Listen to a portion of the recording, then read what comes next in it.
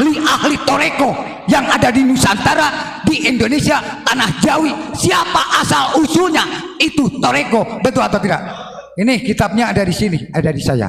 Ini unik, baru mengeluarkan, bukan untuk sombong, bukan takabur atau dipakai itu ini, tidak, tetapi taat dan taat kepada zat Allah. Abah Anom pernah meminta baiat langsung kepada Abu Yamamah Armin, itu disaksikan.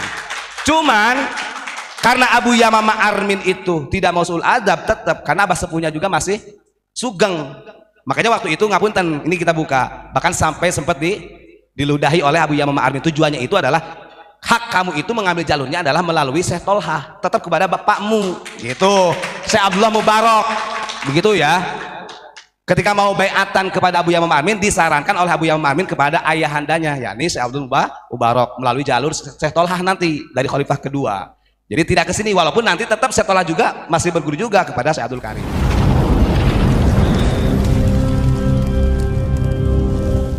Tolong dijelaskan, Ubed, jelaskan itu, ini torekohnya, ini sanatnya, itu guru-gurunya, jelaskan. Ya, betul nggak? Nah, gitu. Assalamualaikum warahmatullahi wabarakatuh. Alhamdulillah pada malam hari ini kita diberi kesempatan oleh guru kita Mursyiduna Ilallah Abu Yamamah Ghufran Al-Bantani untuk membacakan kitab Fathul Arifin. Nah, ini mungkin bisa dijum dulu. Jadi satu-satunya kitab yang menjelaskan tentang TQN, Thariqah Qadiriyah wa Naqsabandiyah, dan ini langsung mualifnya adalah penyatu Thariqah Qadiriyah Naqsabandiyah, yakni Syekh Ahmad Khotib Sambas, Pontianak, Kalimantan Barat. Nah, kemudian di sini dijelaskan yang nulisnya ibarat katib, ibarat abah biasa nyuruh nulis ke kita-kita. Nah, kebetulan kitab ini katibnya itu adalah Syekh Muhammad Ismail bin Abdurrahim Bali, orang Bali. Nah, ini orang-orang kita. Hebatnya lagi, Syekh Khatib Sambas ini memerintahkan kepada muridnya Syekh Ismail bin Abdurrahim ini untuk menulis dengan bahasa Melayu, Arab Pegon. Kalau orang sekilas mungkin dikiranya bahasa Arab, ini bukan, bahasa Arab Pegon, jadi Indonesia, bahasa Melayu. Nama kitab Fathul Arifin, yang artinya adalah kunci pembuka tentang kemakrifatan melalui jalan Thariqah. Thariqah sendiri itu artinya adalah perjalanan. Inilah risalah yang dinamakan dengan kitab Fathul Arifin yang diterjemahkan dengan bahasa Melayu. Tuh, jadi di sini bukan bahasa Arab. Kenapa? Karena Syekh Ahmad Khatib Sambas ini sengaja, karena beliau mengijazahkan, nanti kita bacakan silsilah komplitnya, dari seluruh sekian ribu, sekian ratus murid beliau itu yang meneruskan estafet setelah beliau itu adanya di Nusantara melalui 3 jalur yang sudah kita tulis di sini. Nah, tulisan silsilah yang ada di sini ini referensinya dari Fathul Arifin. Terus kemudian, nah ini kita buka dulu sebelum kita membahas silsilahnya. Tadi kan Abu Yamamah Ghufran mengatakan begini, kalau orang memegang suatu thariqah pastinya mendamaikan, artinya tidak akan memecah belah, selalu menyirami air kesejukan. Beliau juga di dalam mukadimahnya di sini, alhamdulillah wassalatu wassalamu ala rasulillah, bermula segala puji bagi Allah dan rahmat Allah dan salam Allah kepada utusan Allah Nabi Muhammad sallallahu alaihi wasallam. Wa ba'da fahadihi risalatun latifatun bayanu bai'ati dzikri wa sisatul qadri wa naqsabandiyah. Setelah itu di dalam kitab ini akan menjelaskan tentang bai'at dzikir dan silsilah Thariqah Qadiriyah dan Naqsabandiyah. Dan kemudian daripada itu, maka inilah suatu risalah yang kecil untuk memberikan pemahaman kepada orang-orang yang masuk di dalam thariqah, sebagaimana dalam firman Allah, wa allawistaqamu ala thariqati la asqainahum ma'an ghadaqa. Nah, ini surat apa itu, Pak? Surat-surat apa itu? Di sini nggak ditulis suratnya. Yang artinya begini, andai kata seseorang itu memegang teguh thariqah gitu, gampangnya begitu, memegang suatu thariqah, istiqomah di dalam jalan menuju Allah thariqah, la asqainahum ma'an ghadaqa, maka Allah itu akan menyirami dengan air yang sejuk lah, bahasa damai. Itu kata kunci sebenarnya. Jadi tidak ada ceritanya kalau orang yang memegang thariqah itu Artinya takhosomah, namimah, adu domba dan lain sebagainya. Nah, itu biar bisa dibuka sama itu surat apa? Karena di sini nggak ditulis suratnya. Wa allawistaqamu 'alat thariqati la asqainakum ma'an ghadaqa, itu referensinya. Nah, ini tidak semudah itu ya kalau para mu'alif itu. Terus kemudian ini kalau dibaca seluruhnya saya bacakan dulu karena di akhir ini cuman ada 11 lembar. Surat apa? Surat Jin ayat 16. Nah, monggo dibuka. Itu di dalam mukadimahnya Fathul Arifin itu. Nah, di dalam kitab ini cuman 11 lembar. Sedikit. Tapi pembahasannya di sini dari mulai lapisan ruh dibahas semua secara detail gitu. Tapi ini nggak kita bahas. Kalau mau ya monggo ke sini kata Abah ya. Dari 7 latifah. Kan pernah ada yang nanya kenapa kok di Unik gak ada manakiban kemarin-kemarin. Gitu kan. Wah, di sini ada karena di dalam Fathul Arif ini jelaskan manaqib itu bukan bagian daripada wadifah Qadiriyah Naqsabandiyah. Kalau Qadiriyah Naqsabandiyah itu pada intinya adalah amaran zikir la ilaha illallah sama Allah di dalam hati. Di sini ada kaifiahnya, baca istighfar dulu, alam nasra seperti yang sudah ditulis oleh Abu Yamam Armin kepada Abah. Nah, ini juga didapatkannya dari Abu Yamam Armin yang sekarang estafetnya kepada Abu Yamam Ghufran. Itu siapa tadi? Tadi yang nanya. Saya tadi sempat baca itu kan sampai ada loh katanya Abah Anom jalurnya ke Abah Sepuh katanya gitu kan, kok ke Abu Ya Armin tadi Abah kan nyampaikan ke Abu Ya Armin. Nah, ini gagal paham orang ini karena tidak paham. Nanti saya ceritakan gini ya, untuk kaifiyah dan sirur asrornya nggak saya baca. Ini yang terpenting adalah marwah toriko, satu ayatnya pegang tadi. Jadi kalau orang memegang toriko pasti Allah berikan siraman kehangatan kedamaian. Sudah itu. Nah, di halaman kalau bagi yang punya nanti di halaman 10 dan 11 terakhir ini menjelaskan tentang silsilah. Jadi jangan sampai nanti ada yang lari kemana-mana begitu. Makanya tuh sudah kita tulis itu silsilah. Kenapa beliau pakai tulisan bahasa Melayu? Karena ini diperuntukkan untuk orang Nusantara gitu, bukan selain Nusantara. Di sini dijelaskan di halaman 10 sama 11. Jadi beliau itu saya bentar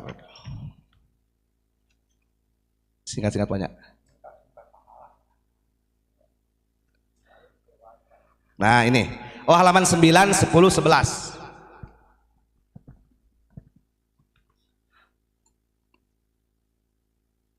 Adapun dua thariqah Qadiriyah Naqsabandiyah tersebut itu adalah dua thariqah yang terpisah pada mulanya. Ingat ya. Jadi Qadiriyah Naqsabandiyah itu dua thariqah yang berbeda.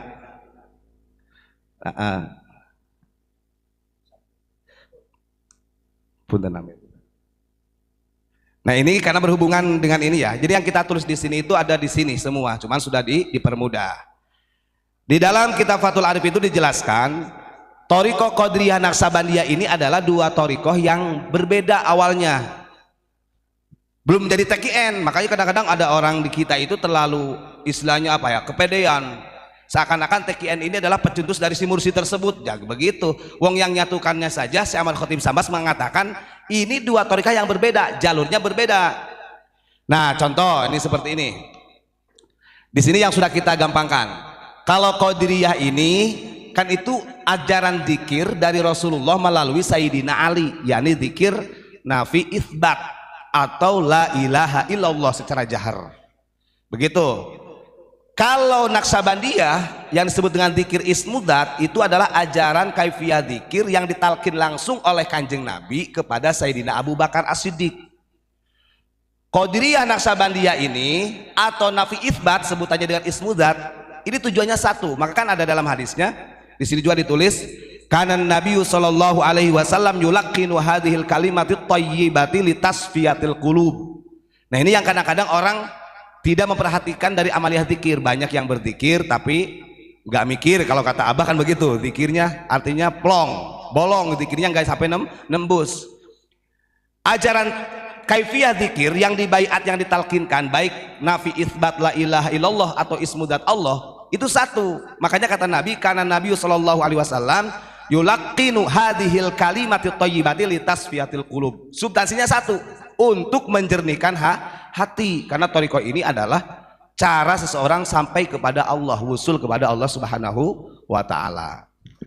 Nah ini kata beliau, nah dari dua thariqah inilah kumpul kepada sahabat Khatib Sambas ini melalui ini guru-gurunya. Jadi singkat ceritanya beginilah, dari Rasulullah kepada Sayyidina Ali tentang kaifiyah dzikir la ilaha illallah ini terus sampailah kepada Tuan Syekh Abdul Qadir Jailani. Nah maka dicetuskan jadi thariqah Qadiriyah begitu. Karena dulu nggak ada istilah thariqah, makanya kadang-kadang kan ada orang sebelah yang menganggap apa thariqah manakiban itu nggak ada ajarannya dari Nabi kan begitu. Baik juga ada yang komen itu dari nggak tahu siapa itulah. Ini kita menepis dan bukan pembelaan, ini sudah disampaikan oleh para ulama. Ketika sudah sampai kepada Tuan Syekh Abdul Qadir Jailani, maka dinisbatkan kepada beliau. Di sini ada penisbatan Qadiriyahnya adalah diteruntukkan pada Tuan Syekh Abdul Qadir Jailani. Talqin dzikir dan baiat thariqah yang diijazahkan oleh guru kita Maulana Sayyidi Syekh Ahmad Khatib Sambas bin Abdul Ghaffar yang Qadiriyah. Nah ini nah Qadiriyah dulu. Nah ini dari jalur ini, dari Tuan Syekh Abdul Qadir Jailani ini terus punya murid sampai singkat cerita kepada Syekh Ahmad Khatib Sambas, sampai kepada ulama Nusantara Pontianak. Baru satu jalur ya. Kemudian untuk dzikir ismudatnya dari Sayyidina Abu Bakar itu punya murid terus ke bawah sampailah kepada Syekh Bahauddin An-Naqsyabandi, baru dicetuskan jadi thariqah Naqsyabandi. Makanya beliau mengatakan ini dua thariqah yang berbeda. Tidak ada yang bisa menyatukan kecuali Syekh Ahmad Khatib Sambas. Dari Syekh Bahauddin ini sampailah kepada Syekh Ahmad Khatib Sambas. Berarti dua thariqah sudah sampai nih kepada beliau. Maka dikemaslah menjadi TQN, maka di sini sebutnya thariqah Qadiriyah Naqsyabandiyah. Referensi kitabnya adalah Fathul Arifin, karya beliau sendiri. Gitu. Kalau ada karya-karya lain yang menjelaskan thariqah Qadiriyah ya gak masalah, tapi yang paling sepuh, yang paling tua pertama kali dan ini, karena yang menyatukannya adalah pengarang kitab ini. Terus kemudian, nah di sini dijelasin. Thariqah tersebut waktu di Makkah, nah ini diijazahkan kepada anak muridnya yang ada di Nusantara melalui 3 jalur. Nah ini anak muridnya, ini jangan sampai keliru ya. Jadi bahkan nanti ada lebih jelas lagi, ada kata Al-Jawi ya. Terus yang pertama yang menjadi diangkat oleh beliau itu adalah Syekh Abdul Karim Banten. Nah ini Syekh Abdul Karim Banten ini adalah dari sekian banyak murid beliau yang memang sengaja sama Syekh Khatib Sambas untuk meneruskan estafet Qadiriyah Naqsyabandiyah, namanya khalifah pertama. Nah tadi untuk yang bertanya masalah Abah Anom nanti kita jelasin di sini. Yang paling sepuh Banten, yakni Syekh Abdul Karim. Nah dari Syekh Abdul Karim ini turun punya murid, di antaranya yang menjadi mursyid itu adalah Syekh Ahmad Asnawi Caringin Labuan Banten. Kemudian Syekh Ahmad Asnawi Caringin Labuan Banten punya murid dari sekian banyak murid, di antaranya adalah Syekh Muhammad Hasan Armin Banten atau Abu Yamam Armin tadi. Terus tadi ada yang tanya loh, katanya Abah Anom ke Abah Sepuh jalurnya bukan ke Mama Armin. Ini kita ceritakan sedikit. Keluarga besar dari Mama Armin sudah pernah menjelaskan, Abah Anom pernah meminta baiat langsung kepada Abu Yamam Armin. Itu disaksikan. Cuman karena Abu Yamama Armin itu tidak mau sul adab, tetap karena Abah Sepuhnya juga masih sugeng. Makanya waktu itu ngapunten, ini kita buka, bahkan sampai sempat diludahi oleh Abu Yamama Armin. Tujuannya itu adalah hak kamu itu mengambil jalurnya adalah melalui Syekh Tolha, tetap kepada bapakmu gitu, Syekh Abdullah Mubarak begitu ya. Ketika mau baiatan kepada Abu Yamam Armin, disarankan oleh Abu Yamam Armin kepada ayahandanya, yakni Syekh Abdul Mubarak melalui jalur Syekh Tolha nanti dari khalifah kedua. Jadi tidak ke sini, walaupun nanti tetap Syekh Tolha juga masih berguru juga kepada Syekh Abdul Karim. Nah, jalur pertama ini dari Syekh Muhammad Hasan Armin atau Abu Yamam Armin, dari sekian banyak muridnya ada 6. Ada 6 murid yang dibaiat, istilahnya baiat untuk meneruskan estafet. Di antaranya adalah guru kita Syekh Muhammad Abdul Ghufran Al-Bantani. Makanya beliau punya kitabnya Fathul Arifin begitu. Ya. Abah, ya. Terus kemudian, nah ini untuk para pecinta Suryalaya ya, saya katakan karena yang utuh Suryalaya, yang utuh ya. Kenapa di sini kita tidak meneruskan kemursidan setelah Abah Anom? Karena memang kita tidak menemukan data. Begitu. Khalifah yang kedua yang diangkat Syekh Ahmad Khatib Sambas itu adalah Syekh Tolha Cirebon. Ini nanti jalurnya Suryalaya. Syekh Tolha punya murid diantaranya adalah Syekh Abdul Mubarak Suryalaya atau Abah Sepuh. Nah dari Abah Sepuh baru kepada Syekh Ahmad Sahibul Wafa Tajul Arifin Abah Anom. Dari Abah Anom ke siapa? Ya wallahu alam. Kita belum menemukan data yang konkret. Begitu. Jadi tadi Abu Yama Magufran menjelaskan bahwa Abah Anom itu kumpul bertemu dengan Abu Yama Mama Armin itu betul, dan itu ditahqiq oleh keluarga besar yang di sana. Bukan main-main gitu. Bahkan sempat meminta ijazah langsung, cuman beliau tetap menghargai Syekh Abdullah Mubarak. Artinya hak kamu bukan melalui jalur kami, tapi jalur ayahmu sendiri gitu, supaya mengambil jalur dari Syekh Tolha. Seluruh Suryalaya yang ada di Indonesia, Asia dimanapun berada, tetap melalui Syekh Tolha Cirebon, khalifah kedua. Begitu. Ini sama aja sebenarnya dengan penjelasan ini, Pak. Terus, biar lebih gampang lah kelihatannya. Dari khalifah yang ketiga yang diangkat oleh Syekh Ahmad Khatib Sambas adalah Syekh Ahmad Hasbullah Madura. Di sini kan Ahmad Hasbullah Madura, cuma nggak dijelasin Maduranya mana. Sampang ya. Nah ini nanti jalurnya yang sekarang semarak itu ya, kayak ke Dingding. Kalau di sini kan jalurnya kepada Syekh Romli Tamim Rejoso Petorangan Jombang, kepada Syekh Mustain Romli, bahkan nanti ke Yai Usman sampai Gus Rory. Ini jalur al-khidmat nantinya. Nah kalau kita mau persentase secara martabah derajat gitu, ya bukan masalah sombong atau tidaknya, tetap ini pengakuan daripada gurunya sendiri Syekh Ahmad Khatib Sambas. Jadi dari guru murid sekian banyak itu yang pertama diangkat ya Syekh Abdul Karim Tanara Banten gitu. Ini disebutnya Khalifatul Ula, pemimpin pertama TKN, paling kuat di sini jalurnya. Ibaratnya Barab begitu. Juga bisa nantang kalau referensinya begitu. Gitu ya. Terus di halaman terakhir, ini terakhir ya. Beliau juga menjelaskan di halaman terakhir secara tidak langsung wasiat ya. Bismillahirrahmanirrahim. Nah ini Silsilatul Qadriyah wa Naqsabandiyah lil muallif al-alim al-alamah wal habrul fahamah Maulana Syekh Ahmad Khatib Sambas Ibnul Marhum Abdul Ghaffar Sambas Al-Jawi. Karena dulu itu kan Nusantara itu dikenal di mana-mana Al-Jawi. Jadi Al-Jawi itu bukan hanya Jawa saja, Jawa Barat, Jawa Tengah, Jawa Timur, enggak, semuanya Al-Jawi. Beliau di sini kenapa sampai Al-Jawi? Karena PD Syekh Ahmad Khatib Sambas ingin istilahnya mempublikkan nih ulama Nusantara Al-Jawi ya, enggak Al-Qadiri di sini. Bentar. Terus kemudian Al-Jawi fi Makkatil Musyarrafah. Nah, yang pada waktu itu beliau itu memang berdiam di Mekah gitu. Terus kemudian di sini beliau menjelaskan termasuk murid sebagai katibnya. Wa katibuha di sini ada. Ghafarallahu lana wali jami'il muslimina min ahli thariqatil qadiriyah wa naqsabandiyah. Nah, beliau mendoakan kepada kita mudah-mudahan Allah memberikan ampunan kepada semua jamaah yang mengambil thariqah qadiriyah naqsabandiyah. Artinya beliau juga menjadi penjamin. Artinya kalau secara tidak langsung mah tanggung jawab aing, bahasanya begitulah. Cuma kan bahasanya santun. Rata-rata begitu kalau ulama kita. Semuanya di sini li jami'il muslimin wal muslimat min ahli thariqatil qadiriyah naqsabandiyah. Pokoknya yang masuk kepada qadiriyah naqsabandiyah aing tanggung jawab begitu. Jadi bukan Abah saja sebenarnya kalau ngomong kayak gitu. Ulama-ulama dulu itu begitu. Terus beliau juga khususon li katibiha Muhammad Ismail bin Abdurrahim Bali Al-Jawi. Oh, beliau juga sama mendoakan katib yang menulis kitab ini adalah Syekh Muhammad Ismail bin Abdurrahim Bali Al-Jawi juga. Di sini kalimatnya Al-Jawi. Takutnya saya dikira bohong Pak, juga Pak. Dicum aja nih tulisan Al-Jawi nih. Maksudnya takutnya dikira wah ini ngada-ngada gitu. Bukan.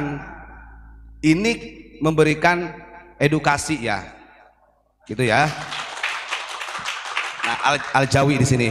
Karena saya yakin Syekh Ahmad Khatib Sambas juga nggak mau sekian tahun, 1 abad kemudian nanti ada yang memberikan atau yang mengambil hak gitu kan, yang seharusnya ini adalah dilestarikan oleh ulama kita, sampai beliau menulisnya juga dengan bahasa Melayu Arab Pegon seperti ini, kelihatannya bahasa Arab tapi bahasa Indonesia gitu ya. Artinya keilmuan itu beliau memberikan edukasi tidak harus berbahasa Arab saja. Ini kaya ilmu. Nah di halaman sebelumnya itu menjelaskan tentang lapisan ruh, latifah-latifah, lapisan kolbu dan lain sebagainya lah, itu mah monggo. Nah, iya betul di sini. Nah, ini biar sekalian ya. Ini adalah pemberian dari Abu Yamamah Ghufron, dari Abu Yamamah Armin kepada Abu Yamamah Ghufron. Nah, ini Thariqah Qadiriyahnya. Prasastinya ini diberikan pada tahun 2015. Itu langsung dari keluarga Abu Yamamah Armin ke sini. Tanggal 2 Agustus, Pak ya. Nah, ini Qadiriyah. Di sini ada tanda tangan Abu Yamamah Armin dan foto beliau. Nah, ini amaliyahnya. Terus kemudian yang sebelah sini adalah prasasti Thariqah Naqsabandiyah. Sama, di sini ada tanda tangannya Abu Yamamah Armin. Kalau kita lihat, la yajuzun naqlu illa biidni. Tidak boleh fotokopi. Oh gitu kok. Ustadz Tubat, itu di fotokopi aja nggak boleh, berarti kalau direbut ya kurang ajar ya Ustadz. Bahaya. Artinya ulama-ulama kita itu benar-benar menjaga marwah begitu. Makanya di sini la yajuzun naqlu illa biidni. Fotokopi nggak boleh. Iya, kecuali kalau ada izin dari sohibul mu'alifnya atau sohibul ijazahnya ini, begitu. Makanya kecap tetap nomor 1 bahasanya begitu, ya. Kasih tepuk tangan atuh. Nah, biar tahu foto-fotonya yang mana sih saya Ahmad Khatib Sambas. Nah, oh yang tengah ini, kalau yang tengah ini adalah Hizib Jailani. Hizib Jailani sama sholawat nariyah. Jadi kalau mau ngambil ijazah, monggo datang ke Abah, tapi bayarnya mahal. Loh, Hizib Jailani itu kalau orang-orang sana buat kekuatan, kalau bagi kelasnya doa, tapi kan di sini kita kelasnya kelas di zikir. Nah, yang mana Syekh Ahmad Khatib Sambas itu yang mana? Yang mengarang kitab Fathul Arifin ini, yang menyatukan dua thariqah. No, itu ada Syekh Ahmad Khatib Sambas Al-Jawi. Di sini juga Al-Jawi. Biar tidak dinakal oleh orang. Ya. Nah, itu fotonya. Terus kemudian setelahnya ada Syekh Muhammad Nawawi Banten. Nah, itu Syekh Nawawi, ulama Sayyidil Hijaz. Terus kemudian di sampingnya lagi adalah Syekh Abdul Karim Banten Tanara. Nah, ini yang dipoto ini adalah jalur-jalur Banten yang sampai kepada Abah, gitu ya. Syekh Abdul Karim Banten, nah itu betul. Oke. Seterusnya di sampingnya lagi adalah Syekh Ahmad Asnawi Banten. Itu fotonya. Seterusnya lagi Syekh Muhammad Hasan Armin Banten. Ya Al-Jawi semua di sini. La yajuzun naqlu illa biidni. Terus selanjutnya itu ada foto Syekh Yasin Al-Fadani. Walaupun beliau bukan dari jalur thariqah ini, kenapa dipajang? Karena beliau ini musnidud dunia yang punya kitab Nailul Amani tentang persanadan. Makanya kalau ngomong-ngomong masalah sanad terlalu ini istilahnya apa ya? Kalau ke Abah ini, karena Abah ini dari dulu sudah dapat kitab Nailul Amani, bahkan kitab karya beliau Syekh Yasin Padang ini namanya kitab Nailul Amani, itu jauh-jauh hari sekarang yang ramai tentang nasab, tentang sanad, beliau sudah megang duluan. Yang memberikannya langsung diberikan oleh putra Abu Yamamah Armin, namanya Kiai Haji Asep Damanhuri, bukan Asep Saifullah. Asep Saifullah mah putra Abah. Kiai Haji Asep Damanhuri itu anak pertamanya Abu Yamamah Armin. Cuman beliau itu delalahnya, kalau konon ceritanya begini, ketika sudah pulang dari Mekah sana, setelah ngaji di Syekh Yasin itu beliau wafat. Beliau itu katibnya ternyata. Syekh Asep Damanhuri ini menjadi katibnya Syekh Yasin. Ikut penulisan itu, penulisan kitab Nailul Amani namanya. Ini mah sedikit selentingan lah. Jadi gak usah memperdebatkan masalah sanad apa aja ya. Terus kemudian yang terakhir adalah Syekh Muhammad Abdul Ghufron Al-Bantani Al-Jawi. Begitu. Lah sekilas begitu ya. Yang jelas satu-satunya kitab yang menjadi referensi TQN, saya katakan lagi, referensi Thariqah Qadiriyah Naqsabandiyah itu adalah kitab Fathul Arifin karya Syekh Ahmad Khatib Sambas, yang ditulis katibnya itu adalah Syekh Muhammad Ismail bin Abdurrahim Bali. Bersyukur bagi teman-teman yang sudah ziarah ke makbarah beliau yang ada di Bali. Kan orang menganggapnya wah Bali ini tempat maksiat dan sebagainya, ternyata ada walinya di situ, termasuk katib. Kan luar biasa. Terima kasih Pak Sakur sudah ngikutin.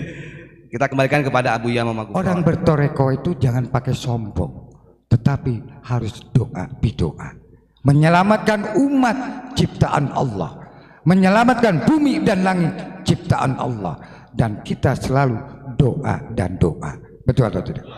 Itu orang bertoreko.